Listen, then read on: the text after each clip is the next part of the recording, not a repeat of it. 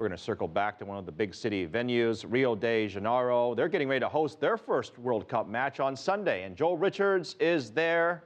And I know you have a lot for us. Hi, Joel. Evening, Phil. He's right. Well, the lights have just gone out behind us at the Fan Fest here in Rio, and it's very much the focal point for this World Cup. As you said, first game coming up on Sunday, 7 games in total being held here in Rio, but it really is, if you like, the poster or the postcard image that Brazil likes to export. Very important for its tourism, a beautiful city, of course, with the famous Christ the Redeemer and also the Sugarloaf Mountain very much being the attractions. But when it comes to the football, there's the famous Maracanã Stadium, an icon for world football, and that's where the first game will be for Argentina on Sunday. Joel, with all the people there, there's obviously going to be a lot of security. What type of security have you come across, and do we know what the cost yet is for that? Sure. Well, actually, Phil, it's one of the first things that really stands out for when we arrived and when many people that I've spoken to who've come here to this World Cup. It is the sheer amount of police. Yesterday, outside the fan park, the entire beach was lined with police, and it's not only the number of police that are there, but also how they're armed up. Some of the numbers around are reaching the 900 million figure, US dollars, of course, for the amount that Brazil has spent on its security.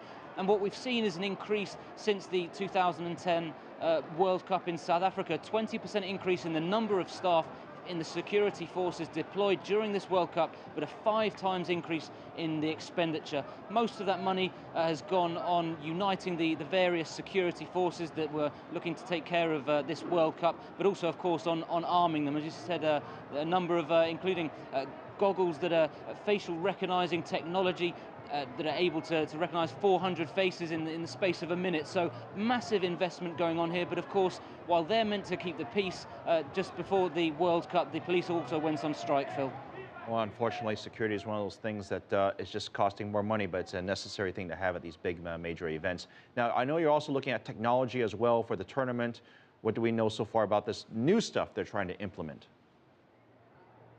That's right. Well, it's been a long-standing debate. Why hasn't football brought in new technology when there are so many questions and so many debates over decisions made? And one of those key decisions is whether the ball crosses the line or not. That's whether, obviously, the goal has been scored or not. And you go back all the way back to 1966 when England were allowed a questionable goal in the final, which England then won. And there have been many cases since then. So this is the first tournament. Then a similar technology to Hawkeye that's used in tennis has been employed. 14 cameras then in the stadium, 7 on each goal. And let's take a listen now to the CEO of the company that's providing this technology. They're sure that it will be 100% safe. The system works 100% accurate, and we have the possibility that the signals will be sent out after the cams have seen whether the ball crossed the line or not, to send out to referee's watch, and the referee then decides at his sole discretion, okay, is it a goal or not, yes or no. Well, you mentioned there that there'll be the question of whether or not the ball's over the line. The referees may overrule those decisions. Nonetheless, they still have that authority, but certainly what we've seen in recent decisions, just today with goals being disallowed, it's not the only controversy we'll have on the pitch. Back to you, Phil.